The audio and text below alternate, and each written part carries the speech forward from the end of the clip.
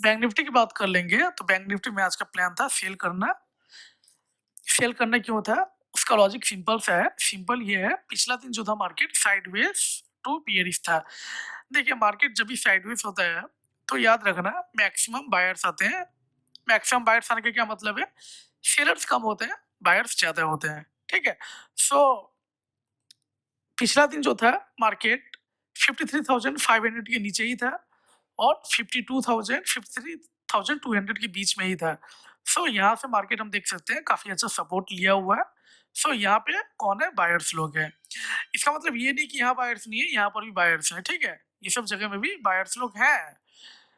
हालाँकि बायर्स लोगों को यहाँ कुछ लॉस दिख रहा हो सकता है, लेकिन उसके बावजूद भी यहाँ पर हम बायर्स देख सकते हैं। इसके अलावा मार्केट में लास्ट का अगर 6-7 दिन देखेंगे तो साइकोलॉजी जो था वो भी कहीं न कहीं बुलिश साइकोलॉजी था। सो बुलिश साइकोलॉजी को देखते हुए यहाँ बायर्स ही मैक्सिमम आ जाते हैं। कौन बायर्स आते हैं? पोजिशनल बायर्स लोग आते हैं, ठीक है? जिनको पोजीशन बनाना होता है, ये सोचकर कि मार्केट कल, परसों या फिर उसके बाद ऊपर जाएगा, वो लोग यहाँ पे आ जाते हैं। तो हम देख सकते हैं मार्केट कहीं न कहीं 52,800 के आसपास से सपोर्ट ले रहा था।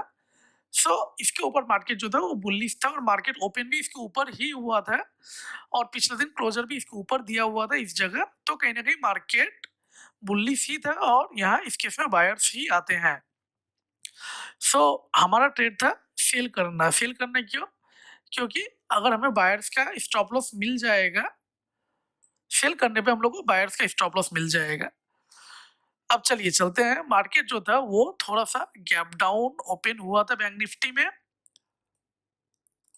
होने के बाद क्या हुआ, इसने प्रीवियस डे क्लोज को टच किया, टच करके रेड कैंडल बनाते हुए मार्केट बिल्कुल चाकू की तरह नीचे गिरता ही रहा, ठीक है?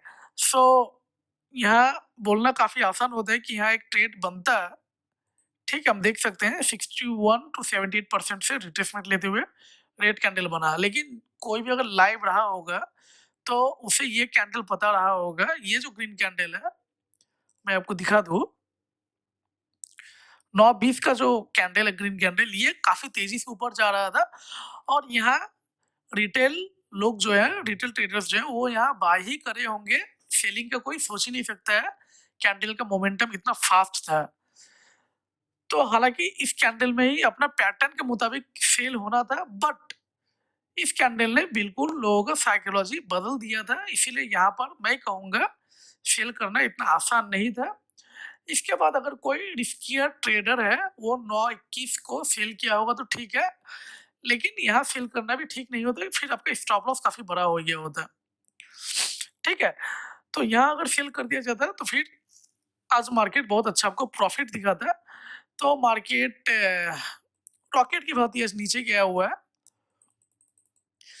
सच बोलूँ तो मार्केट में आज कोई भी ट्रेड नहीं था, एक भी ट्रेड नहीं था, कहीं भी नहीं था, ना ही निफ्टी में, ना ही बैंक निफ्टी में, कहीं कोई ट्रेड नहीं था।